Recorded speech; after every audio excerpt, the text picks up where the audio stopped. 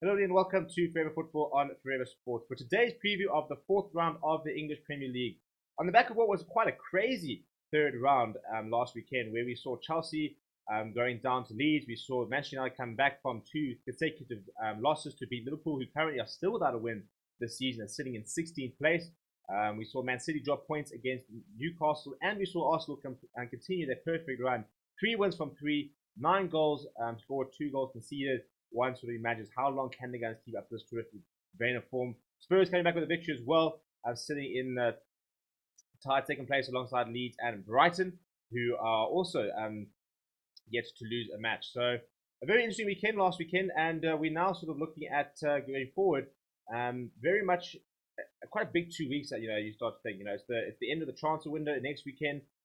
So it's very much crunch time for teams with regards to if they're gonna make any last minute signings, or if they're gonna make any sort of any departure stuff like that, because within the next 2 weeks we will have the final sort of squads for the next sort of few months ahead of the January transfer window. Very big news, for example, like Manchester United will have Casemiro playing for the first time this weekend. Chelsea, for example, still chasing a striker, the form of Aubameyang. So quite a couple of deals which could still go through, which is very interesting to see. Before you look at the log as well as the fixtures for this weekend, please do smash a like on the video and subscribe to the channel as well. So this is currently how the log sits. As I said, Arsenal out in front, 9 points out of a possible 9 so far. In tie and second, we've got Man City, Tottenham, Leeds, and Brighton. None of them have lost a game. Neither have Newcastle, have won 1 and drawn 2 so far. Fulham as well, also been quite a surprise team. Coming up from the Championship, 2 draws and a win, sitting on 5 points. They're a side that often go up and down in the Premier League, so the fact that you often need sort of 30, 32 points to get safety, the fact that they have 5 points of a possible 15 is a very good start for the newly promoted club. Down at the bottom, quite a few interesting teams in the fact that you've got Chelsea, Manchester United, Liverpool, West Ham, and Everton, as well as Leicester, all sitting in the bottom 10. So very slow starts there. West Ham lost all 3 games this season. Leicester drawn 1, 2 losses. Everton 2 losses and draw. Lampard already under quite a lot of pressure. But Liverpool, a team that was, supposed to be the only ones that were going to be able to challenge Manchester City for the title, currently sitting on 2 points of a possible 9. One of the worst starts they've had in a very, very long time. And now we're looking to try and get their first win of the weekend this weekend. So we look at some of the fixtures. This is how the round looks. It'll start out tomorrow with Southampton taking on Manchester United. And I think, Manchester United hopefully looking to sort of kick on from last weekend performance against Liverpool, because especially in the first half, it was a team that looked far more hungry, far more organized, and just generally looked much more like an organized side compared to their former game. So if we look at the matches, for example, both teams have won a match. However, the Southampton's one solitary draw has got them ahead of Manchester United in the table. So very important Manchester United do win, try and get themselves up to 6 points. If we look at the lineups, for example, these are sort of the expected lineups from either side. Shea Adams playing some very good football for Southampton. Rumours that he could potentially be leaving, however. For Manchester United, they have confirmed that Anthony Martial is injured and will miss this weekend. However, Cristiano Ronaldo is to come into the side, and we could also very much be seeing a debut from Casemiro as well, which is very exciting for Manchester United fans. We then got Brentford taking on Everton. Brentford off to a very good start. If you look at this table, sitting in 8th position. Everton are all the way down in 17th. Brentford have taken 4 points. They've got a win, a loss, and a draw under their belt so far. And a win against Everton would first of all, it really sort of puts Everton into crisis mode if they were to take 1 point of possible 12. I think you could see Lampard potentially being the first person on the sacking list. And very rarely that you sort of see Brentford going into a match as the bookies' favourites, which shows you just how much of a crisis in many ways that Everton currently are in. Then got Brighton taking on Leeds, 2 teams who a lot of people were wondering whether they could sort of continue to compete at a high level. Leeds very much dipped last season, which saw Bielsa getting the sack. However, Jesse March has come in and very much looks to improve the side. They've signed a couple of good players, but lost a couple of big names, none bigger than Calvin Phillips. But still look very solid, and they look really good against Chelsea last week. And Brighton also had a good start. Obviously, that victory against Manchester United. So it's actually a 4th versus 5th clash. Both teams are identical starts for the season, 2 wins and 1 loss. Leeds as you kind of imagine, conceded 3 goals. They are a team that generally do concede, but they know how to score goals. Brighton far more compact at the back. They've conceded just 1 goal so far this season and have scored 4. And yeah, Leeds very much back to do the business. But Brighton, especially under Graham Potter, have been playing some very good football. If you look at some of the big names for them, they've signed some very interesting players over the last couple of years. And if the likes of a Welbeck, a Lallana, and like Casper Gross can really sort of start to come off, it's a pretty good front three. Moise Caicedo was somebody who was linked to transfer to the likes of Manchester United, so very highly rated there. And then for Leeds, Rodrigo remains at the club, which is a massive, massive boost for them because a lot of people expected to have seen him move away. So the fact that he's still there is massive for them. And you've then got Dan James, Jack Harrison in behind them, but you need to see more from the defence. The likes of Kof Llorente, those sort of players. They're missing Luke Ayling as well, Stuart Dallas, and Junior Firpo. So a couple of players missing for Leeds. So I think this is quite a difficult one to call. Moving on to Chelsea versus Leicester, both teams are pretty desperate for a victory. Both sitting at the bottom half of the table. Leicester currently with just 1 point, Chelsea with 4 points so far. Leicester missing Chelsea missing Marcos Alonso, N'Golo Kante, and Kovacic, and Leicester currently missing Ricardo Pereira, Ryan Bertrand. So they've got pretty much a full strength side, and they need to see James Maddison continue his form, and they need to start seeing a lot of goals from Jamie Vardy. But again, the likes of Yuri Tielemans still being at Leicester is a big boost for them. Wilfred Ndidi is a quality midfielder, somebody as well who's often linked with a move away. So yeah, I think this is a game that Chelsea at home, you probably back them to get the job done, and the bookies are sort of agreeing. Leicester being back 7-1 to win the match. So expect to see a victory for the Blues there. But at this stage, we've seen the first few weeks of the Premier League that games are a lot harder to predict than they have been before. Liverpool taking on Bournemouth, the perfect opportunity for Liverpool to get off the mark and get that victory. Bournemouth newly promoted, currently sitting at 15th.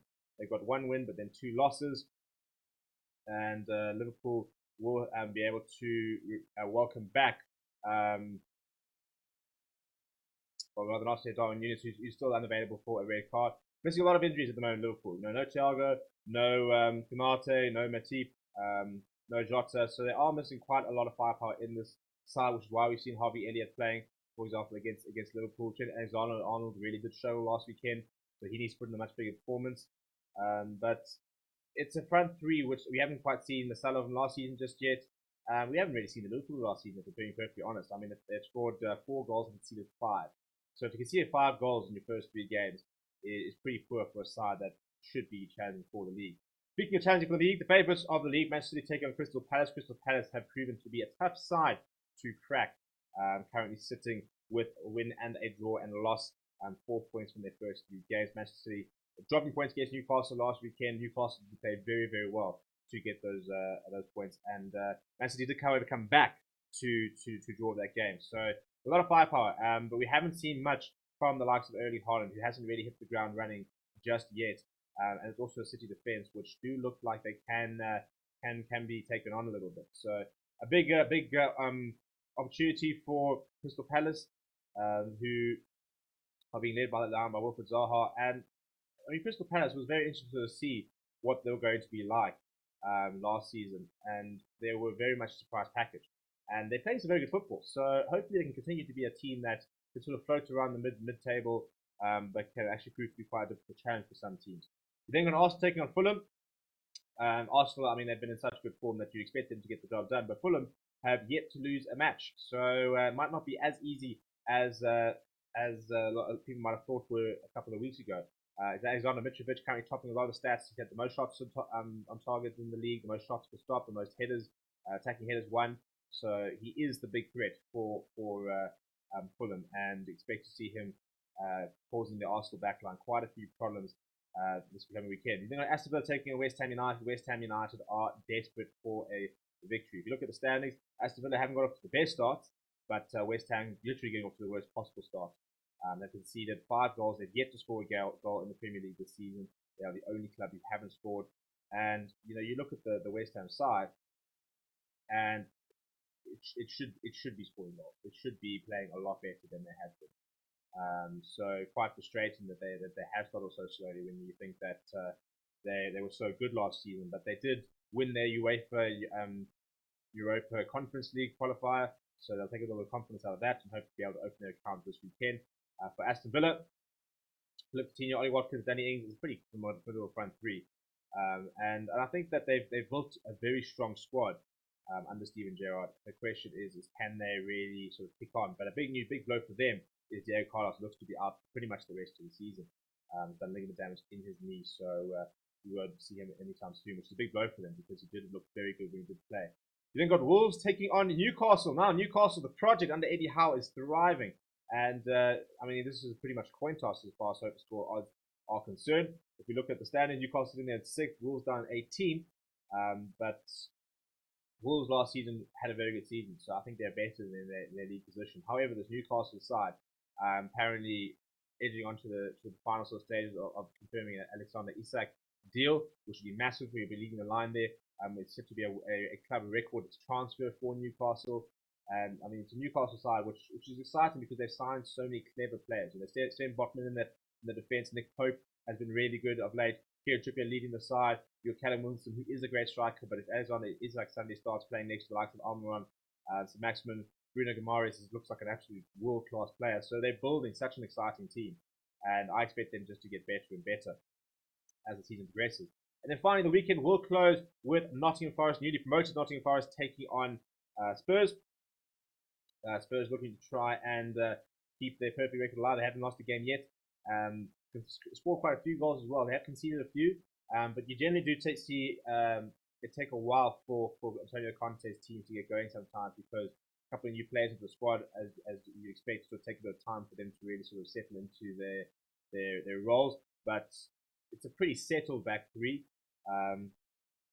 And by adding the likes of Ivan Perisic, they've really bolstered their side. Obviously, also bringing in the Richarlison. It's a quality side. Harry Kane is scoring quite a few. Looks like he's going to score quite a few goals again this season, as he sort of climbs that Premier League all-time scoring record. He carries in 4th place. But Nottingham Forest have also got off to a pretty good start. They've got a win, they've got a draw, and they've got a loss. So I'm quite happy with what they've done so far. Jesse Lingard, the big signing from them coming in from Manchester United. But also bringing the likes of Nico Williams, Dean Henderson on loan. They've basically built a new team. You know, they've spent, I think, some of the most of all teams. Lots of record transfers going in there. So, you know, expect big things from Nottingham. Well, they're expecting big things from themselves this season and very much expect themselves to stay up. They've very much gone with throwing the money at the problem and hoping it works out, which doesn't always work out as well as many would like. But that's how this weekend is looking like. Let me know what your team is facing, what you're expecting, what you think of the weekend fixtures, which was your favorite fixture. For me, I think the big ones are going to be obviously Chelsea versus Leicester. I think that Man City versus Crystal Palace should be quite a fun one to watch. I think Wolves versus Newcastle should also be an absolute cracker. Please do subscribe to the channel as well as smash like on the video. I'll chat to you guys all soon.